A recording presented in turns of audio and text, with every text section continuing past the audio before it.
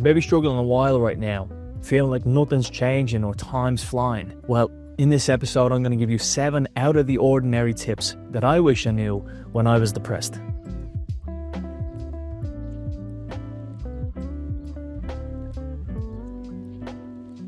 Now, I've studied thousands of hours in this depression space, and even I've become a best-selling author in the depression space itself. And out of these 7, it's normally 2 or 3 of these situations that people struggle with often. Look at my reviews, my testimonies, my videos, my school, my podcast. The great thing I can tell you is, and I know this for sure, that all of these things can be changed.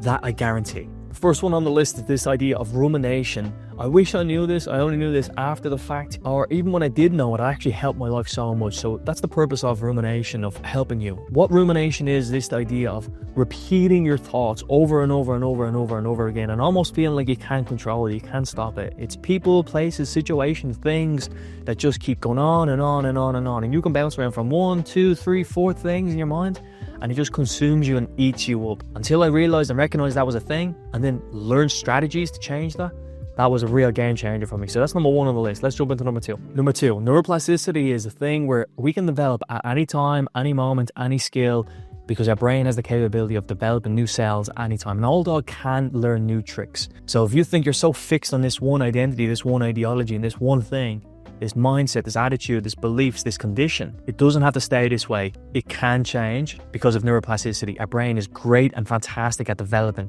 We have that skill, and that's a blessing. Thank God for that. Number 3 is something that every single therapist, counselor, coach has to deal with, is this challenging of digging deeper. You stop digging yourself deeper. Now, what do I mean by that? Just because it feels right, it sounds right, it looks right, all of the conditions make it seem that it is the case that you can't get better. Don't need to reaffirm by saying, I can't get better, I can't get better, I can't get better. Or saying that you've tried everything and you've tried everything and you've tried everything. This only just digs you deeper, and nobody can get to you if you believe truly that you can't get better. The truth is that you can get better, but when you put in these walls, you're not even going to try. For example, if I can't get better, I'm not going to try do this thing because I don't believe I can get better. So it's not going to help me. I'm not going to go for a walk, routine. I'm not even going to go get help. I don't believe I can get better. That's how limiting a belief is. I've tried everything. No, you haven't tried everything. You definitely haven't tried everything. You might have tried even expensive things, cheap things. You definitely have not tried everything. It'd be a very scary place if you tried everything and you'd still be depressed. But the truth is you haven't. But when we say that, you're not going to believe that you have tried something, and you're not going to do the next thing because you've conditioned yourself, you've trapped yourself in a bubble saying that you've tried everything, so nothing's going to work, nothing has worked. There's another belief. These thoughts are killing you, unfortunately. Stop reaffirming them because they sound right, they look right, they feel right. Doesn't mean they actually are right. Number 4, the world is funny, scary, it's good, it's bad. It is all of the above, genuinely, and more. It is hilarious to think, not when you're depressed, of course, but it is hilarious to think that we're on a freaking rock right now, floating in space, speaking English via a connection that's transmuted through the air right now. That is crazily ironic, not making sense. What is going on? We don't have it. I don't know. I really don't know. This is the only stuff I do know about your mental health. And that's funny. That's ironic. That's crazy. That's unknown. That is scary. That is all of those things, but you get to decide what it is to you. Meaning that I always ask people a litmus test, and I say, finish this sentence, life is ... And if you're depressed, you're obviously going to say life is hard, life is a war, life is frustrating, life is crap. That's what you're going to say because you're depressed and you're seeing life through these glasses of depression. Nothing wrong with it now. Of course, there is technically something wrong because you feel crap, but it doesn't have to be the end of the world. So what better, we know how you're feeling better, litmus test, if you're feeling better, if you're positive, life is ... You're going to finish the sentence with, it's great, it's a walk on the Copacabana, it's going to the park, having a great day with the family, it's a barbecue, it's Christmas time. These are going to be new sentences that you'll have. So it's crazy, the world, everything, but you get to define, is it crazy, is it fantastic, is it inspiring, is it beautiful? Your words have power, you've heard that before, and in this instance, they absolutely do.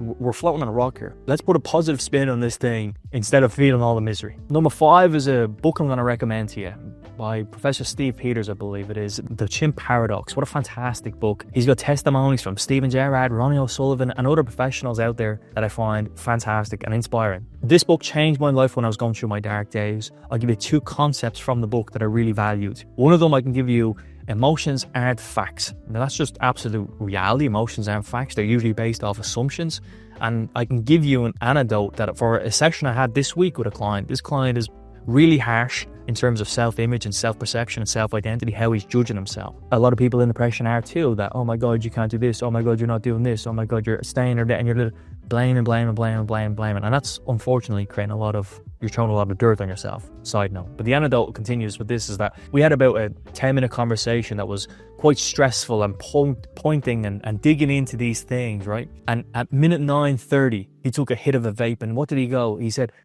look, I'm using the vape as a coping mechanism. But I said, actually, that's not true, is it? Because for 9.5 minutes, you actually didn't react to. So he judged himself off that 1 to 2 seconds. As soon as he hit it, he was like, I'm coping right now. But it's not true. The emotions, just because he had that emotion doesn't mean that he's coping. He maybe just wanted a vape in that moment. Maybe it was an emotional reaction, but he's judging himself 2 minutes for the whole 10-minute conversation. That's sad. Emotions aren't facts. Even if you hear a fact, we can still feel upset. But the fact is the fact. If you look at a spreadsheet and the numbers, your bank account's minus, or plus a lot, but you say it's not enough. Or you look at an art piece and you say it's not enough. Just because your emotion is saying that it's not enough doesn't mean it actually isn't enough. The artist is going to be the most critical. The bank account of yourself you're going to be the most critical to yourself. Emotion is one anecdote from the Chimp Paradox. Emotions aren't facts. And number 2 is this element of just a visualization. You might be having a person, a place, a thing, or a situation, basically NLP scrambling. And you've got this image in your mind, but the idea would be to change these images in your mind and make them kind of crazy. I remember thinking of, like, he has this moon star system, and then you've got you, and then you've got another people or person, places and things as other planets. Again, it sounds wild, but it's actually very useful. And then you start changing this, and then somehow a carrot gets interlinked into the people, the places, the things. It makes no sense, but that's exactly the purpose of it. It scrambles the brain, scrambles those old identities, those old thoughts, instead of ruminating from number 1, as we talked about. So this is number 5. If you also want to get this copy of the book, there will be a link in the description from Dr. Steve Peters, The Chimp Paradox. What a fantastic book. Number 6, this one's going to be the most ordinary of all. It's something you're not going to want to do. Why? Because you're depressed, and dragging yourself out of bed isn't fun, or doing anything isn't fun right now. So what is it? Well, I absolutely advise you, and I'll instruct you, and I command you, and I'll discipline you, I'll reward you. I'll do whatever it takes to get you to do this, which would be very beneficial for you. I recommend getting a pair of earphones, tune in on my podcast, which you'll find in the description. Choose any episode you find interesting, any title you find interesting. Go to the park. If you don't like the one closest to you, go to one further away that you don't feel like anyone would be there. Sit at a bench, maybe enjoy a football game on the weekend, or walk around the park. Nature is going to be an antidote unlimitedly. If you're in a dark room, blinds covered, food, smelling of the room, the TV, nothing good, no growth. You're actually condensing your whole life into a room rather than expanding your life. Going into a park will be a unbelievable thing. I'm not telling you to get 15,000 steps. I'm not telling you need to go run marathons, or simply go to a park, put on a nice big jacket if it's cold out, or sunglasses if it's sunny, either vice versa, and sit there and enjoy nature and breathe. Simply breathe. Take in these moments. Take in this life. There is a lot of pleasure from sitting there, and I absolutely advise listening to positive content. Don't let your mind run wild and run negative things. Play positive content into the back of your mind. Let the thoughts do the thinking for you. Let the music, let the podcast, let that do the thinking, like I'm doing the thinking for you. You're thinking like this. You're thinking on these lines.